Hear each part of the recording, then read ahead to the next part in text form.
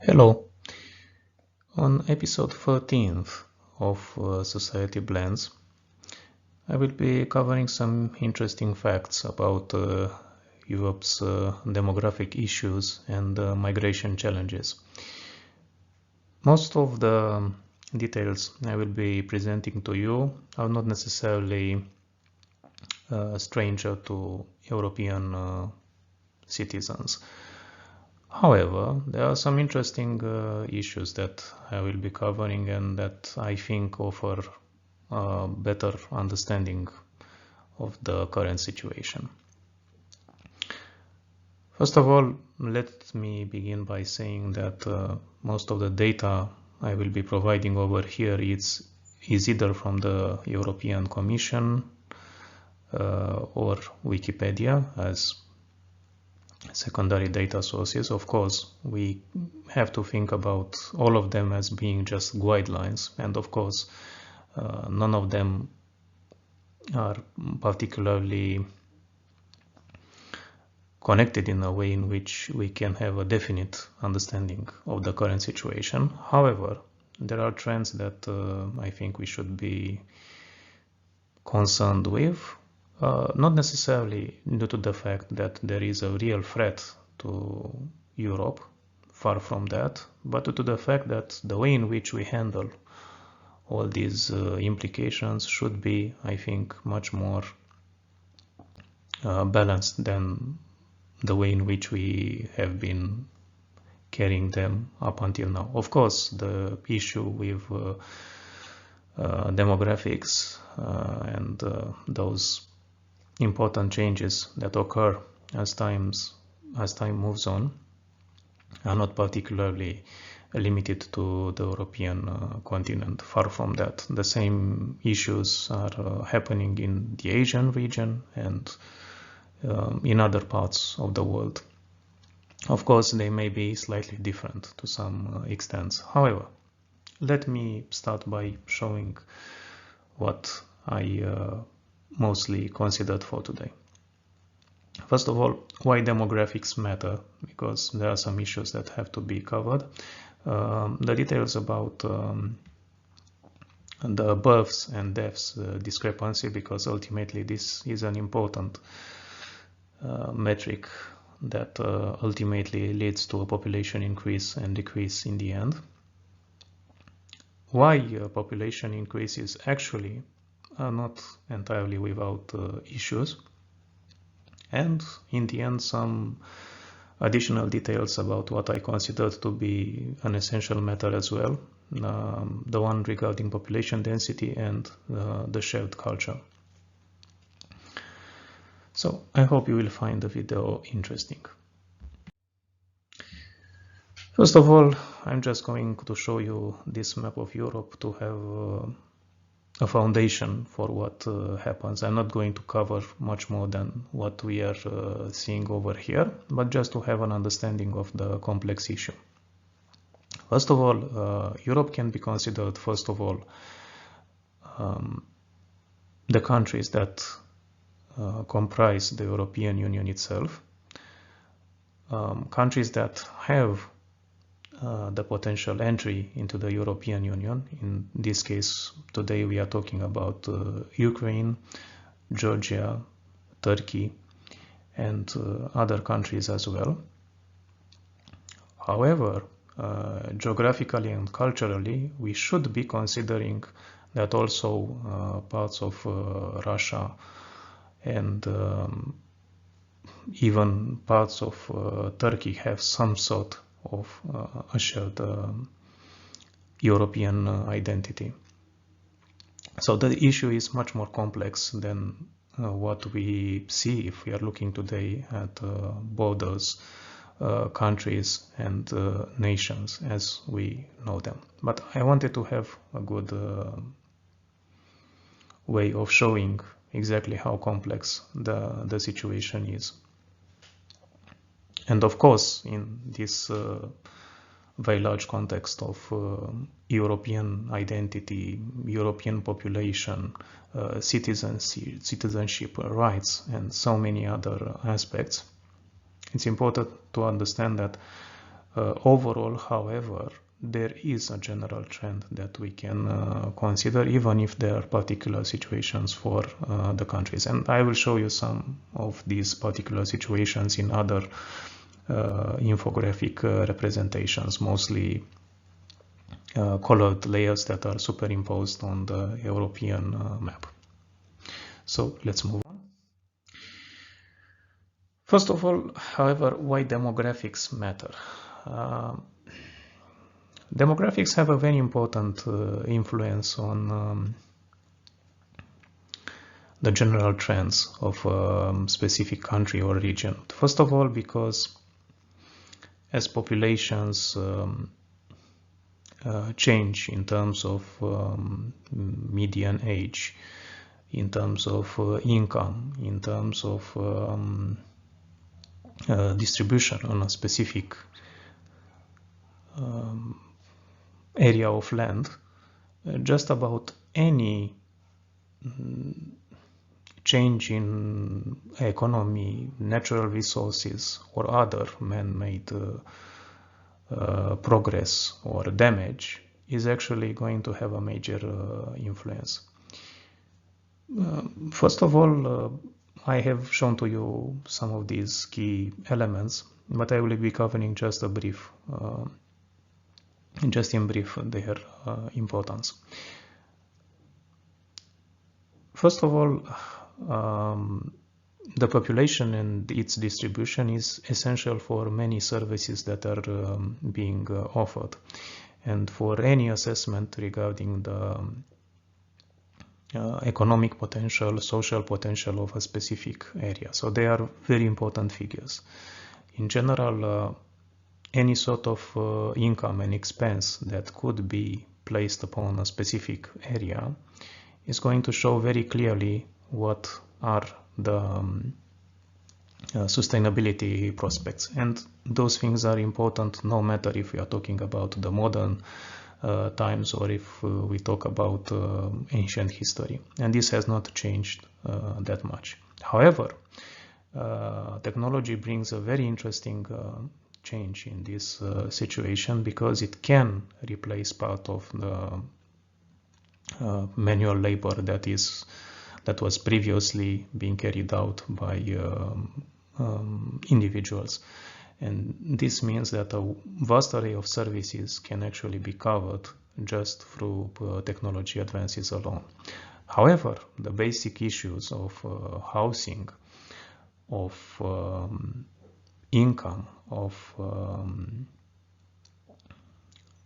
evolution potential, of progress, ultimately, if we are talking about personal or professional evolution, are still important. And of course, security overall, whether we are talking about the security against natural disasters or the one that could be for man-made disasters like wars, for instance. All these important factors come into play and make it quite difficult to assess a proper way of action. First of all, because the population is constantly changing. The capability of it to sustain a particular change in the environment is also varied through different historical periods or through different technological capabilities that are well available on that society. So it's not just the issue of having more persons that are living better, it's also the potential of a specific area to follow the intended development goals. And moreover, also the social cohesion that can result or that can be affected through all these important transitions. And of course, when we have to cover demographics, I think the discussion goes on much deeper than what we typically consider as I don't know, income gap, for instance, and other details pertaining to quality of life that most of the time we are concerned with. But however, a specific way of caring an action is not particularly considered.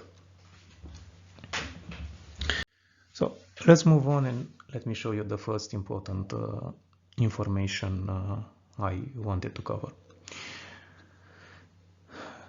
On the right side you see a map that has colored layers based upon the percentage of individuals aged 65 years old or more in 2020.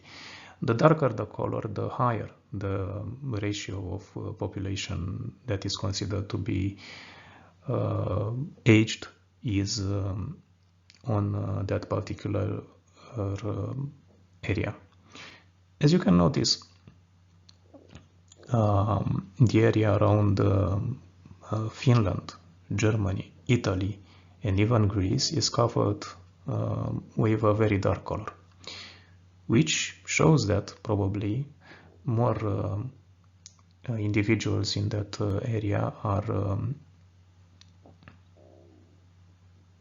quite old than other countries such as Ukraine, that you see still colored in red, where the ratio is slightly lower, and others like for instance Turkey, that show a very low proportion of persons. However, we should not be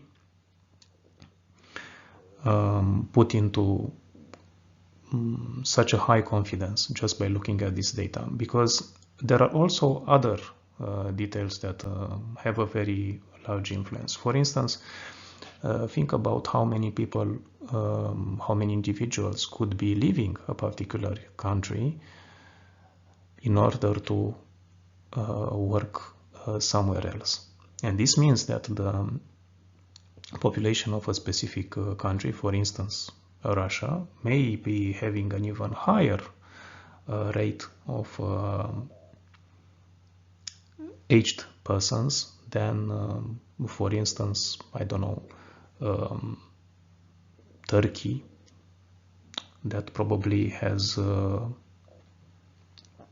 less of such a situation, or Germany, for instance, because I think that the German example is the best, because Russia clearly has an aging population, but still significant migration due to the country's economy that doesn't fare that well. On the other side, stable economies such as the ones of Germany in particular should be ones that have less external migration, which would mean that the citizens of these particular countries are mostly stable. So even if we are taking these two cases into discussion, only a very limited picture is going to be shown just based upon that. However, the important information in this case is that generally the whole of Europe has quite a large amount of quite a large proportion of an aging population. And this is an issue that is quite important, because ultimately it goes on to show a specific potential and a specific challenge to its development. And of course, it creates other aspects that should be considered when migrants from other countries are being accepted in Europe, due to so many issues that arise from the way in which migrants and natives are going to interact. However, let's move further, and you can see over here two other images that show the evolution in aging. And it's quite clear if you look at the map that aging has only amplified. And this is particular for developed economies. You can read more books and other materials on this situation. It's nothing particularly special about the case of Europe. Just about any developing country will have ultimately an aging population due to a couple of reasons. For instance, the first and the most obvious one is that, especially in poorer economies, birth rates are very important, because a family that has more children, more individuals, has a better chance of surviving famine, medical issues, and also has the necessary labor force that could be put into agricultural endeavors. And in this case, it's quite obvious then that a higher population is required to sustain a specific society. However, in developed economies, due to the attempts at offering a minimum amount of quality of life, it stands to reason that you have to have a particular place to live, to work, and also particularly so in the case of remote working, you need to have particular amenities available, which mean that a specific separation between parents and different family members has to be enforced, and this is quite difficult in a single housing unit that is being used commonly with the others. And housing unit issues, income, attempts at having a better standard of living, and various amenities that cost quite a while, for a while. For instance, the purchase of a home,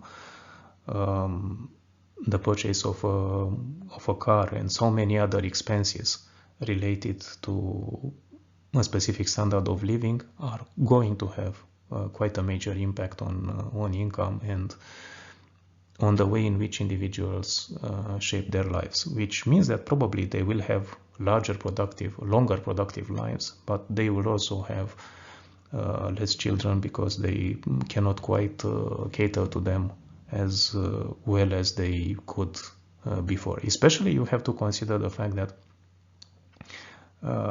lower typical incomes and greater participation rate for women has created the issue of using other persons in the family, or having to divert more resources in order to nurture well young babies, or babies and later children, which means that even more resources have to be used than it was typically when one member of the family could be entrusted to be entirely responsible for household issues.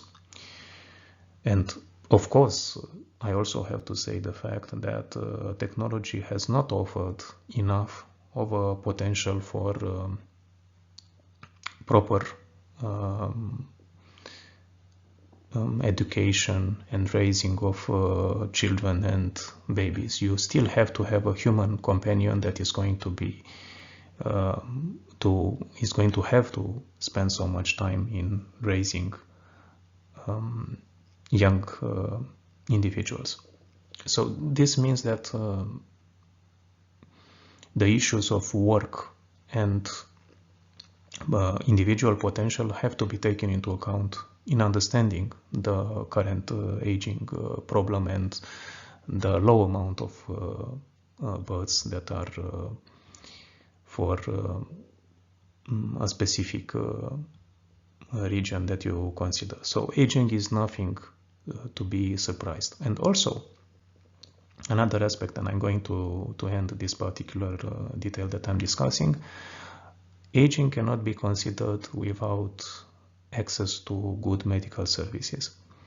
If you have access to better food, water, air quality, and medical assistance, it's quite obvious that individuals can live longer than in places that are polluted and have other threats to their lives.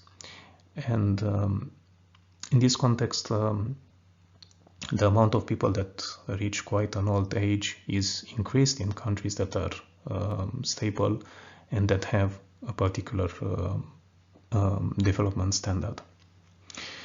So these two issues go quite hand in hand. All right. Now we are looking at population increases and decreases expressed in percentages as of 2021. In general, with the exception of Turkey, Sweden, Ireland, if I have noticed correctly, and other minor areas in Europe, most of Europe is actually on a slowly declining path. Population increases have to be considered in two ways. First of all, if a population increases by itself through natives of a particular region, but also through migrants. And I think this is important because there are countries in Europe that have quite a sizable migrant community. France is particular for this situation, Great Britain just as well. So increases in population in this area have to be considered through this additional lens of migration. So with the exception of Turkey, that probably still has quite a good amount of natural evolution in this area, meaning more births than deaths, and most of them being from natives of that region. The other countries are facing lower and lower fertility rates. And I think this is also the case for Nordic countries, but I think that most of them have had some sort of population increases due to more migrants that were admitted in Europe. However, the situation of migrants I don't think is that clearly represented, and the way in which most countries absorbed migrants through, let's say, a natural evolution or through the impact of wars in the Middle East, in Syria, and now Ukraine, I don't think they are that obviously represented. So there is a vast amount of information that is still unreliable as a basis for any further analysis. However, the general trend is obvious. The population of Europe is stable or slightly decreasing in most areas. And of course, we have to think about that even in the context of more migrants, more pressure from Africa, from China. And still, the population is not increasing as much as it probably was expected. And I will be showing you some other interesting figures. Those are some estimations that were made regarding the fertility of the world. And as you can see, just about any country, any area, any continent or conglomerate you want to consider is actually having lower fertility. This, I think, is mostly the effect of improved living conditions and improved economies, even if the situation, as you notice over here, is quite imbalanced. The lowest decreases were in Africa. That is still a continent that requires a lot of development and has most migrants in the world, I think. The Asian region has already reduced quite severely the fertility rate and has been the place where a lot of improvement in quality of life occurred. And it's clear that even in the case of large countries such as China, there is a major reduction in the amount of new babies that are entering this world, which would probably represent in the future an increase in aging. And of course, this trend has already been quite well documented in countries such as Japan, where the issue is even more severe than China and South Korea, for instance.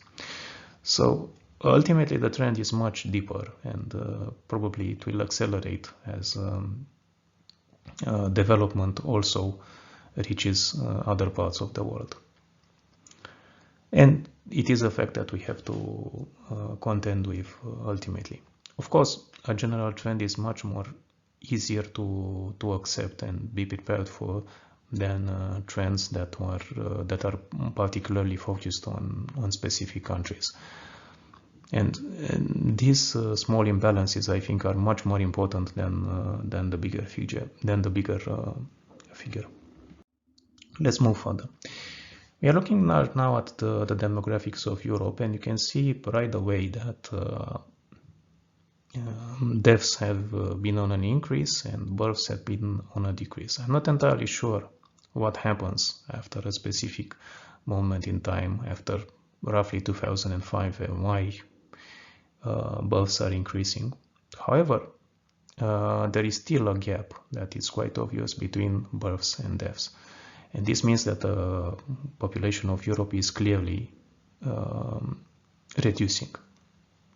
However, what matters the most? You have to think about deaths as being the consequence of also living conditions, as well as the number of persons that were being given birth at a specific moment in time. And this is quite important because you have to think that after the Second World War, from around the 50s up to the first half of the 70s, you have a large cohort, a large group of people that were being born. And this means that probably the number of deaths will also increase as that population gets closer to the end of their lives. So everything pertaining to statistics have to be considered in a particular context, and we should not be overly surprised by how specific charts look, because there is always a particular story that has to be considered. So probably if the amount of births remains relatively constant and more people that were being born in times when the fertility was higher, means that probably on a long enough timeline they will slightly even each other. It's not necessarily obvious, but it could happen. So this means that a stable population growth is actually much more important, or a stable population decline is much more important than having all of these sudden changes in population increases and decreases. And we also have to take into account another aspect. Wars always, and other disasters always, reduce the population. It's not entirely obvious if there could be a rebalancing of population after a particular disaster is mitigated, because the general context of the world economy is not necessarily particularly improving. So this means that some phenomena are still going to be underway, and they are quite difficult to completely grasp. However, the obvious picture is that there was a large population increase rate that happened some decades ago that is not going to be replicated today. And this means that a particular imbalance is still going to be with us for the foreseeable future, along with other factors and changing situations. I wanted to show to you also some migration figures, because I think that migration is a very important aspect to discuss. Many individuals, even as well as ones that are in particularly important positions, consider that migration is a great way to stabilize a particular society, because the population is going to remain stable or roughly stable. However, I think this is an issue that creates other different impact along the way. But first of all, I wanted to show that around 5% of the estimated population is estimated to be made of migrants in recent times. This is quite a high value. We have to think that most of these persons have not been accustomed to the European Union, even if some probably have affinities and are very easily integrated, others may not.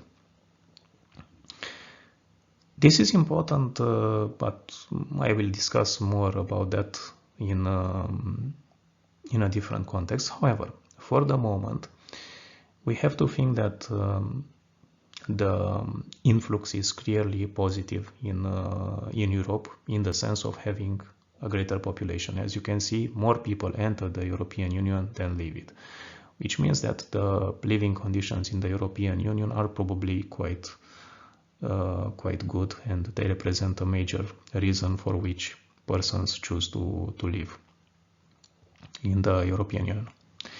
However, there is also another important aspect. I don't think that those figures cover very well what happened during various conflicts, particularly the one in Syria and the one in Ukraine. And I think that most of the important details about the dynamic of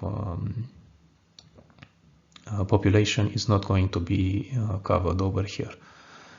And particularly so when we consider that all of these changes have quite a large lag, meaning that the moment a specific phenomenon occurs, and later when it can be probably understood through statistics, has at least a lag of 5 years. If you look closely, you'll see that some temporary residence permits were being given from 1 to 3 years.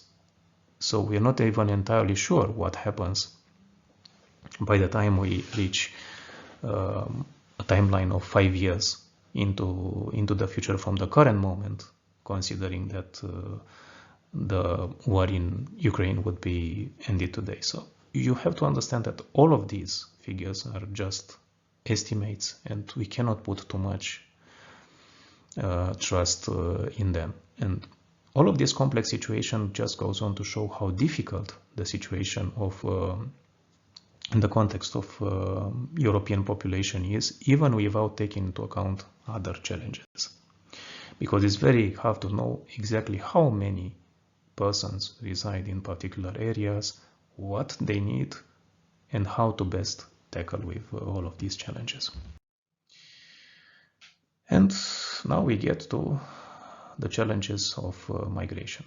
First of all, we have to think that migration for most individuals is not a comfortable experience. It can be driven, first of all, due to an immediate threat like war or other disasters, but it's also a consequence of economic disparities. It's quite clear that Europe offers, in this case, a better living condition than the one in underdeveloped countries from Africa or Asia. And we have to understand the fact that this is clearly a very important factor. Next, we have to think and admit the fact that cultural and societal aspects are essential for integration.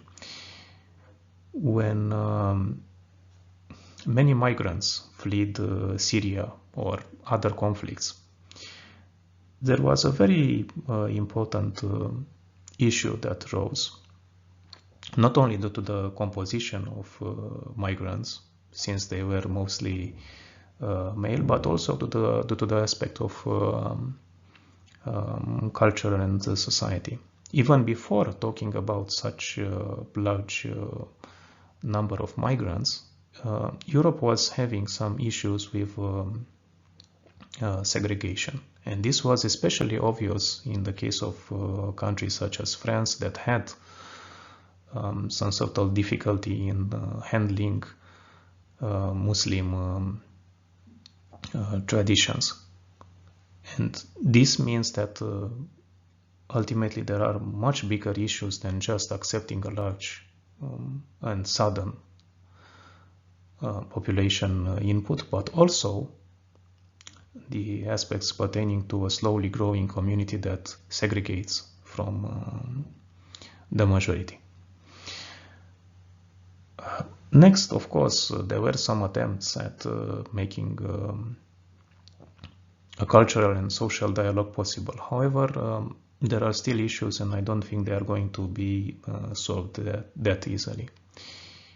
Of course, the best exponents of the native community and the immigrant community can make a better environment for such a communication. However, the attitude of individuals is still going to be important, particularly in the case of economic struggles. And these economic struggles, I think, are more obvious in today's world than they were 20 or 30 years ago, because the battle for resources and the requirement of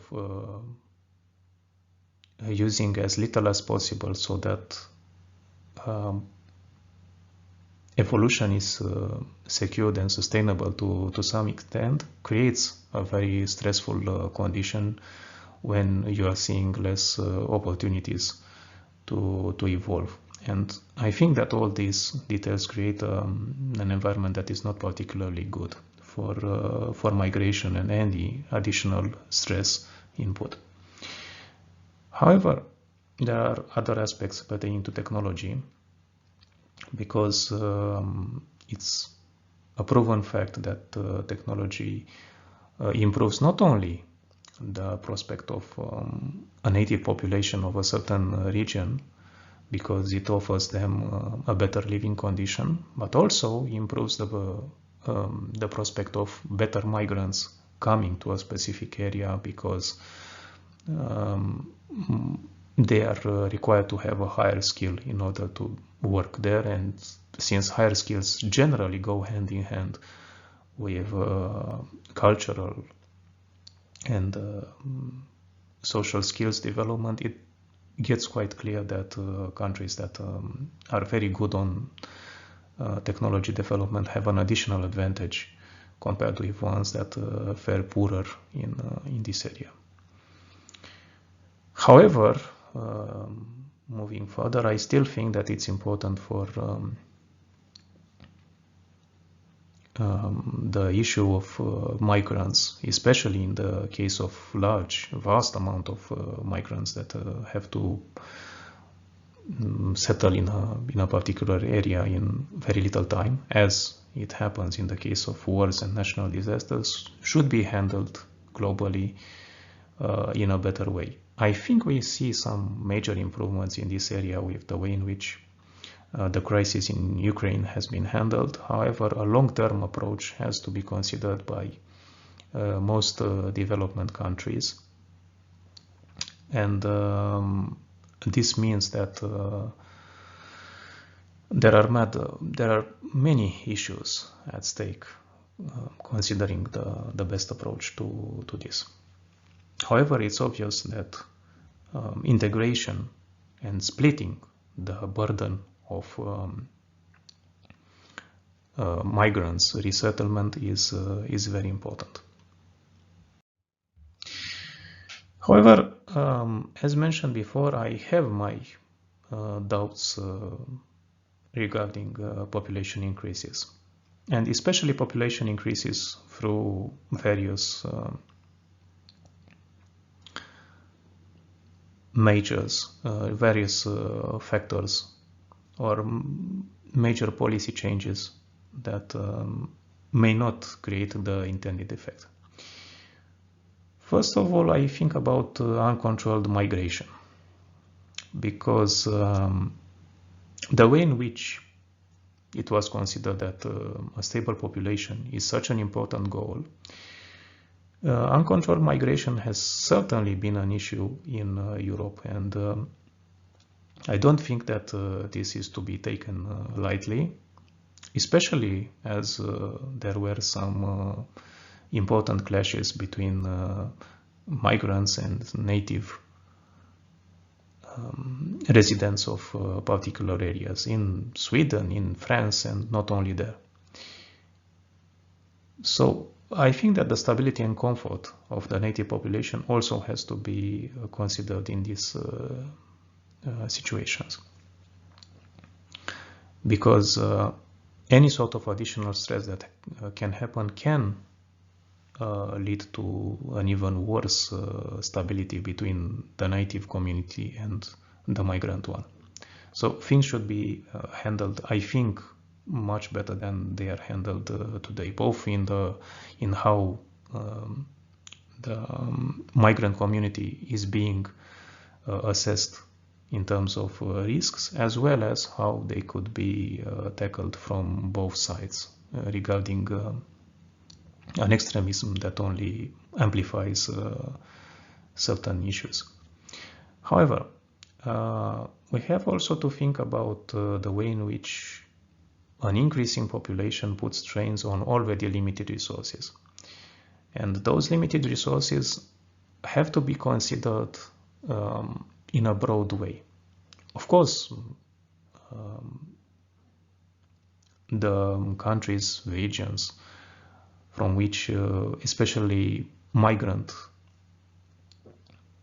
workers come for economic reasons are having even worse access. However, in countries that are considered for them as settlement, the situation may be slightly better just because the population is not any higher than a specific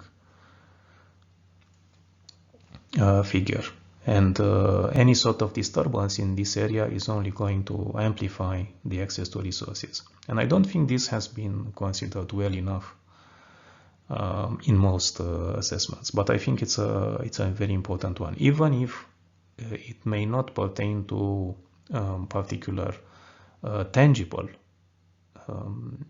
resource access. It creates an environment that you have to consider if those resources could be expected to be shared in a way in which it is acceptable for both parties. Next, I don't think that we can consider truly fast integration of migrants. Some of them, of course, have a very good capability and are even willing to make the transition towards the culture and society to which they are incorporated in. Others are, however, very varied in this circumstance. And for ones that are not as open to this, it may be a generational process, which means many years can pass up until a certain level of balance is achieved. And in some of these cases where migrants are constantly admitted and there is no way of assessing the potential issues, I think that this one compounds them even more. Next, many migrants receive social assistance.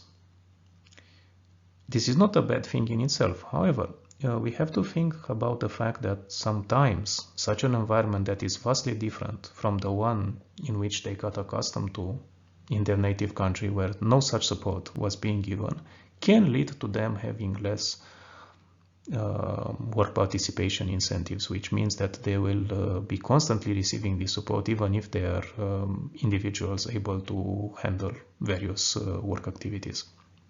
I think this has not been addressed properly in the European Union up until this point. There are still many issues in this respect. Next, I also think that artificial barriers such as minimum wage and social assistance combined create an environment that is not particularly conducive to enter the workforce earlier. And not only for migrants, I think that also for native individuals of a specific country, the issue is the same, because we have to think about how difficult it is for a person that graduated a particular educational system and that has a lot of problem entering the workforce and has to go through unpaid work even due to during or internships during the time they spend in universities or even high school or college, which just creates a skewed perspective on expectations. And this is for a couple of reasons. First of all, they don't get to see exactly the value of their work, even if they are working somewhere. There are incentives for companies to try to have these temporary workers without having any sort of, let's say,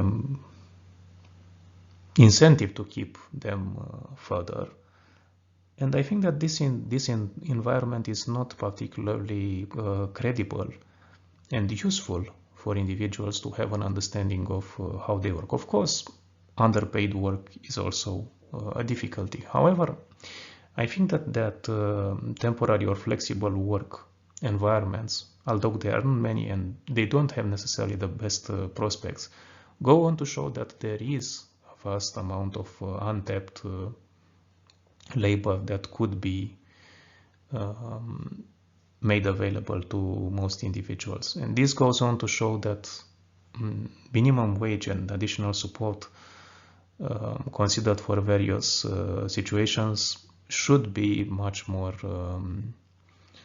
directed towards individuals that really cannot be able to do anything just due to their I don't know, disability or anything else. But even in these circumstances, I think that a finer grained approach could mean that some individuals could have a productive life and have all the satisfaction that comes through this. Next, of course, we have the social responsibility problem that has to be shared equally, not only with natives that have to accept the current situation, but also to migrants. So a better enforcement of rules should not be only expected of native communities that have to accept the migrants. And ultimately, I think that those are the most important issues that come out of population increases through migration. I am not against the migration at all. It offers wonderful opportunities for individuals that want to get to a specific place. However, it should be a responsibility issue. And I don't think that Europe or any other country in particular has found a good way of rewarding citizens, whether they are native or migrants, that abide to certain rules and making a good stand against the ones that do not share the same values, and making sure that they are not going to receive any sort of encouragement in keeping the same way of acting. So I think in this context we have to understand the advantages that are clearly obvious. However, the issues should be treated with much more care than they are up to this point. Next, I wanted to show some closing remarks, and I thought about showing you how difficult the issue with migration is in Europe alone, and I'm not talking about other areas of the world. You can see quite clearly in this on this map with these superimposed layers of density that there are places in Europe that are having a very large density of population and ones that have a very low one. And this is another issue because most of the time the areas that are denser, densely populated, are also the ones that have better prospects for a better standard of life. And this means that they will increase the pressure that is being put on those communities in order to be able to have the potential economic development that is wished, and in other cases it is being brought by persons that want to live and work there. And I think that all of these aspects, as you can see over here, there are areas near the most populated cities, the capitals. You can see many capitals over there if you superimpose the same layer on the Europe's map.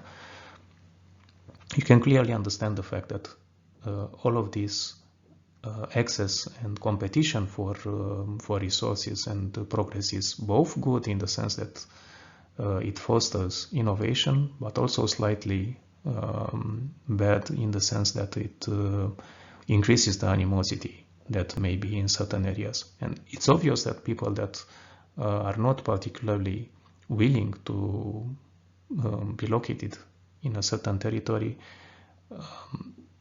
even if that would be probably the best case in terms of spatial distribution, is still not going to be a reality. And we will have to contend with overcrowded cities in some situations and vast deserted areas that are not attractive to resettlement and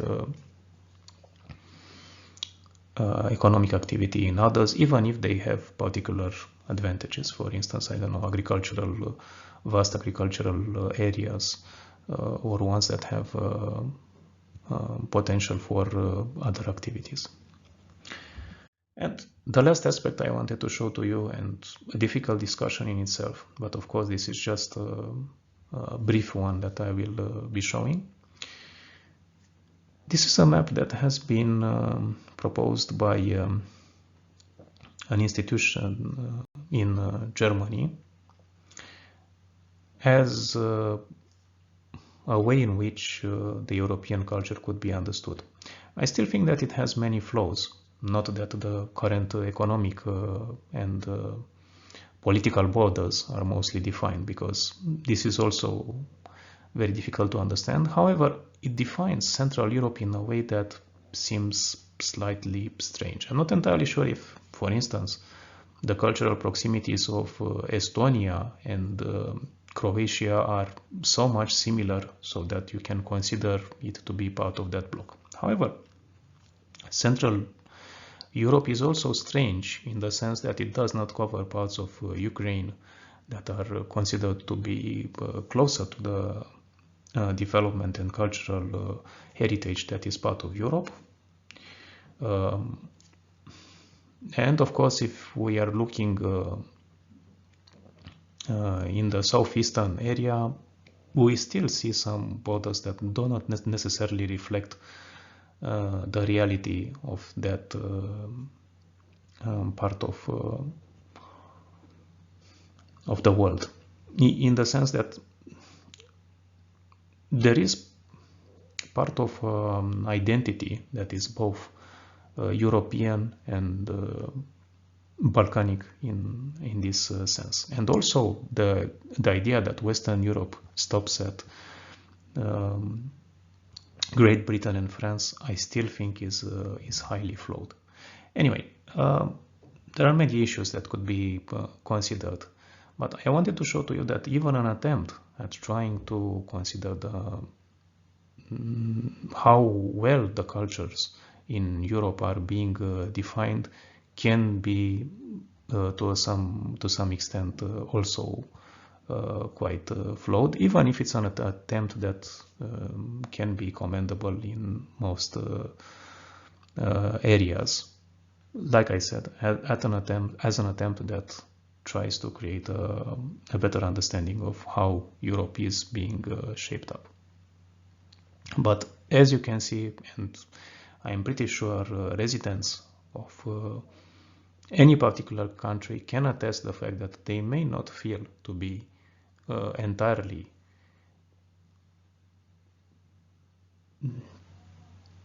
present in just one of the sections that have been put over here. And you have to understand also another very important aspect. You have noticed the previous map that I shown to you with layers superimposed for density. You have to think that denser areas probably will house not only native inhabitants, but also a lot of migrants, internal migrants as well as migrants from other countries. And this means that there is a clear different cultural identity in those areas. For instance, the ones near the capital cities or large cities that were for many years, for many decades, exposed to such a vast influx of population compared with areas that have received it even less. So the concept of cultural proximities, I don't think is any clearer than the one pertaining the political map and political divisions that have been created with the particular situation of nations and borders that we see currently today in Europe. So, and I think that the more time passes, the more we understand the fact that nations and the specific architecture should be a fluent concept and not particularly limiting to some of these artificial limitations. And I still think that the moment when a specific border is actually followed so much and seems to be logical is just proof of another flaw in the way in which we consider our understanding of the world. However, I hope you found this material interesting. I don't have very much to say. The ultimate goal I have was to show to you how difficult the concept of population changes can be, even when we are talking just about increases and decreases and changing composition of individuals in terms of age representation, and only slightly covering the aspect of potential cultural and societal issues. I hope you find this video interesting. I will be showing more interesting aspects in the society blends episodes that I have in mind. They will cover different issues, of course. I'm not going to cover extensively the aspects about population, but I may be still thinking about showing you another video on this subject, of course, for another area, for another region in the world. And if you find this video interesting, please subscribe, and I hope you enjoyed looking at and hearing all those details. So thank you very much for watching.